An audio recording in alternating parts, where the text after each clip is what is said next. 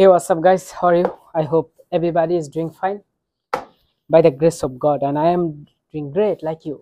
So, guys, right now I will show you how to making সমুচা seat.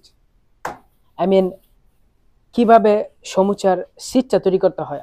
Samosa আমরা সবাই খেতে পছন্দ করি, কিন্তু উপরের যে সিটটা বা পাতিটা সৌদি আরবে বলে রেগাক, কিভাবে এটা তৈরি করে এটা আমরা অনেকেই জানি না.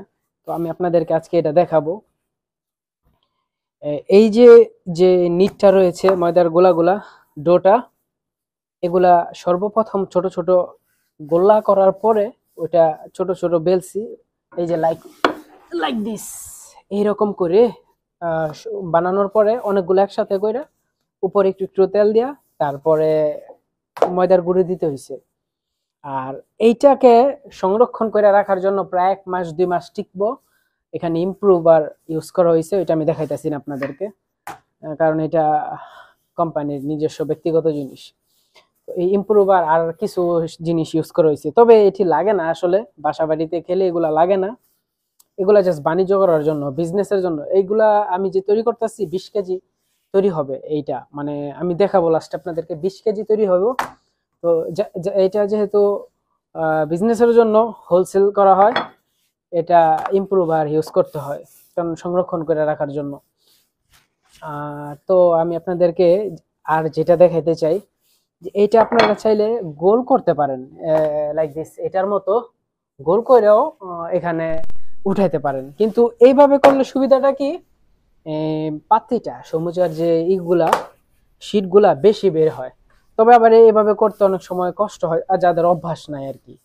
তো আপনারা বাসাতে যেহেতু তৈরি করবেন, যখন তৈরি করবেন আপনাদের তো এরকম বড় স্পেস নাও থাকতে পারে, আপনারা সেই ছোট এরকম তৈরি করার পরে বের করতে পারবেন. তো ভালো হয়তো শুরু থেকে যদি আপনাদেরকে দেখাইতে পারতাম যে কিভাবে আমি ময়দাটা নিটটা তৈরি করছি, গোলাইছি, তারপরে কিভাবে ডো গুলা তৈরি করছি. তো আসলে ওগুলা না দেখালেও সমস্যা নেই, আপনারা তো বাসাতে রুটি বানিয়ে খান. তো আপনারা যে রুটিটা তৈরি করেন না, সেম রুটিটার উপরে তেল মাখবেন, তেল মাখার পরে ময়দা মাখবেন, এই যে ময়দা, সাধারণ ময়দা. তারপরে উপরে তেল দিবেন, ময়দা আর তেল একসাথে মিক্স করা, এইভাবে দেওয়ার পরে একত্রিত করবেন সবগুলা. আপনি যেহেতু অভিজ্ঞ নয়, তো আপনি 5-6টা বা 4-5টা একসাথে করে শুরু করতে পারেন.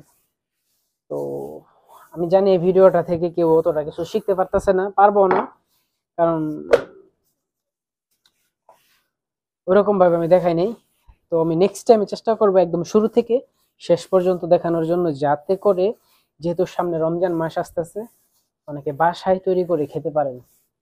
ভালো থাকবেন সবাই.